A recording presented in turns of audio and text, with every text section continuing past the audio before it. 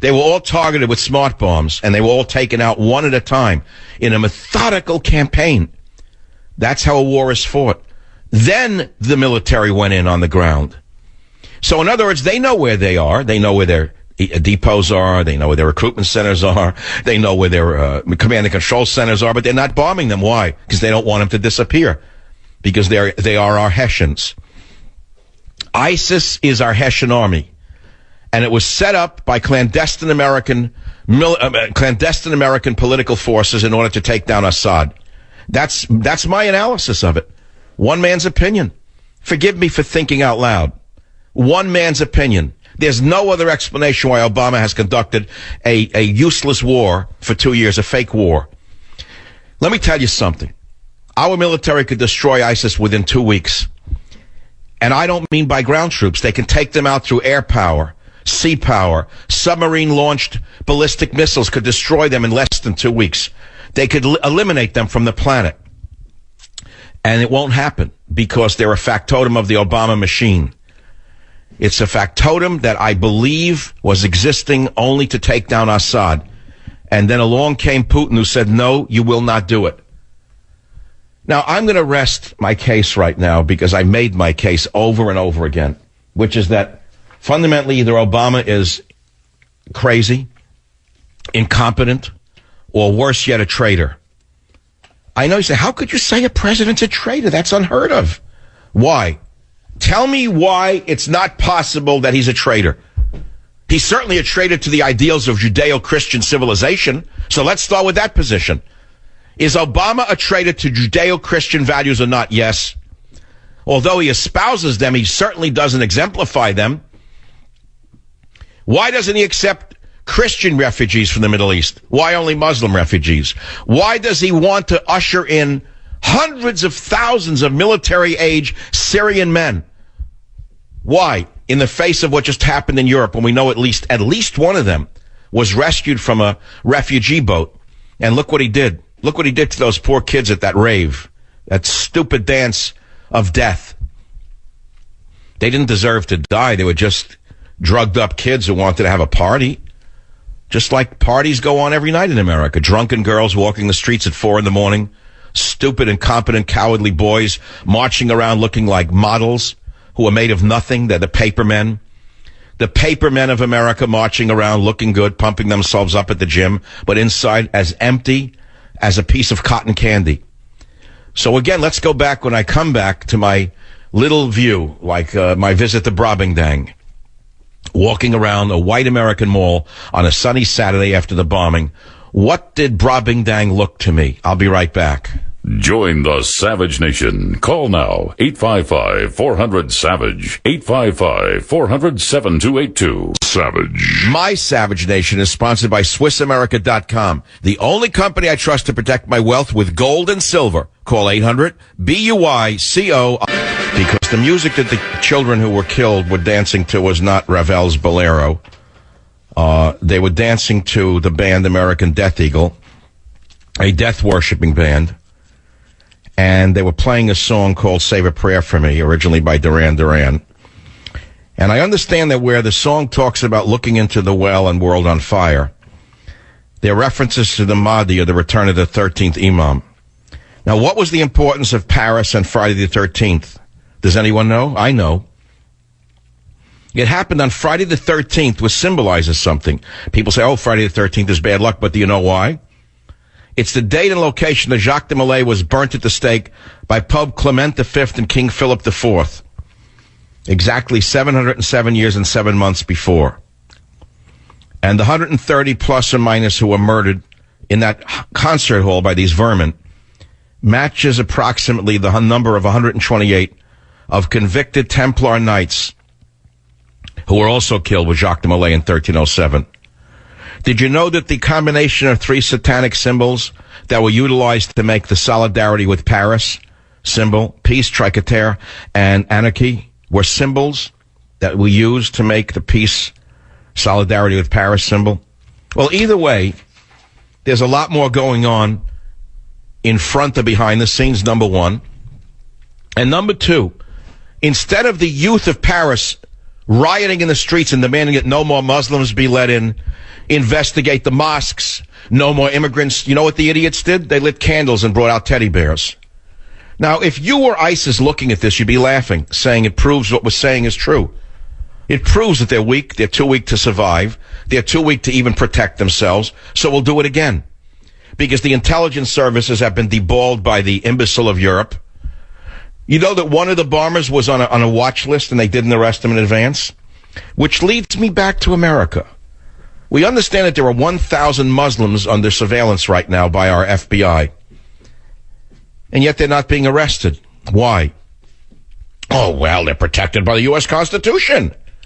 And you don't want to violate our values, do you? Now, I would say the most fundamental value of a society is survival. Survival uber alles.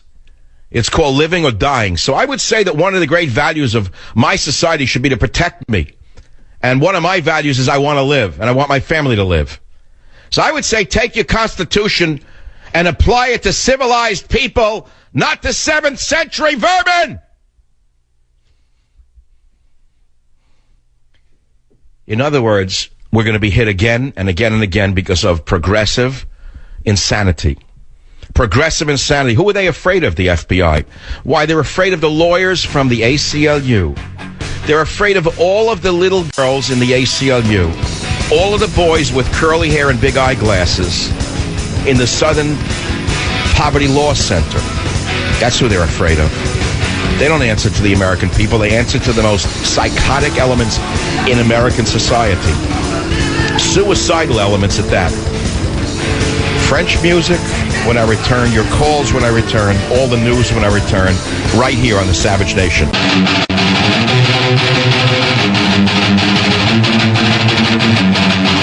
If you have a handful of people who don't mind dying, they can kill a lot of people.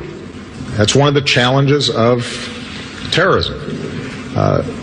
It's not their sophistication or the particular weaponry that they possess, but it is the ideology that they carry with them and their willingness to die. I wonder if this is a related issue, willingness to die. So he's saying you can't defeat people who are willing to die for their cause. Well, I guarantee you that Obama doesn't understand what I'm about to say. But, you know, we have a lot of men willing to die for their cause. They're called military men. And if we had a defeatist like Obama in office in 1939, you'd be speaking German or you'd be a lampshade. What would you call the bombing missions over Germany toward the end of World War II but suicide missions? Every man in every airplane was willing to die for America. Do you know that? But that's something that's alien to Barry for Honolulu. Many men in the military know that they're putting their life on the line. That's why they enlist. In fact, it's an all-volunteer military. They know it comes with the territory. They're not going in it for the shoes, are they? And the 3 meals, are they? The 3 hots and a cot? Most of them who are going into combat know that they're going in knowing that they could die for the country. They don't want to, but they know that that's part of the deal. They know that. Now, here in America, we have a revolutionary group called Black Lives Matter that has now taken over a library at Dartmouth University. They broke into a library, and they screamed, F you, you filthy white Fs. I know you don't want to hear it. It's very disturbing. So-called protesters who are really terrorists at Dartmouth University. Now, how did they get into Dartmouth? I would guess they were invited in. I guess all the liberal white professors felt that they needed diversity. So they invited these people into the university, just like Obama's inviting Muslim males into America. And instead of being rewarded with kindness, protesters at Dartmouth broke into the library, and as students were studying, they directed profanity toward the white students and physically pushed others. In a critical editorial, the conservative Dartmouth Review listed some of the epithets hurled by the black protesters. F you, you filthy white Fs. F you and your comfort. F you, you racist S. Some of the protesters then became physical. Men and women were pushed and shoved by the group. They screamed, if we can't have it, shut it down. Another woman was pinned to a wall by protesters who unleashed their insults, shouting, "Filthy white bee," in her face. And they screamed at them. One of the protesters posted online, said that they were ashamed of what the protest turned into. After making a girl cry, one of the black protesters screamed, "F your white tears." He wrote, "I was startled by the aggression from a small minority of students towards students in the library, many of whom were supporters of the movement." Liberalism is a mental disorder. It's a suicidal mental disorder. If you've trained your child to be this tolerant, you've trained your child to die. Now, I want to ask you something. How many brown shirts do you think there were in Nazi Germany that were able to bamboozle the entire Germany into becoming a Nazi state? 30,000. Only 30,000 brown shirts captured the Nazi movement. And through intimidation tactics of the type used by Black Lives Matter right now, screaming, cursing, pushing, eventually the brown shirts started to beat people up and kill them, to convert them to Nazism, to cow them. And just as these Islamists, what they say, there's 100,000 of them in Syria now? I don't know the number. There's certainly a critical mass sufficient to convert the mass of Muslims to their cause, isn't there? That's quite worrisome when you think about it. If 30,000 brown shirts can force an entire nation to adopt the racist, homicidal ideology of Nazi Germany, why, who knows but that these tens of thousands of Muslims can convince all Muslims in the world to follow their lead in blowing people up, killing them in the name of Allah? So we go back to old Obama, where he says, "Oh, you can't kill people who don't mind dying." Listen to, again, clip 2 and see the context of this. There's no other word for it but pacifism. Listen to O2. If you have a handful of people who don't mind dying, they can kill a lot of people. That's one of the challenges of Here we terrorism. go again, intellectual detachment. It's not their sophistication or the particular words. weaponry that they possess, but it is the ideology that they carry Big with word. them and their willingness to die. Well, you got men willing to die if you unleash them. They're called special forces. They're called Navy SEALs. They're called Green Berets.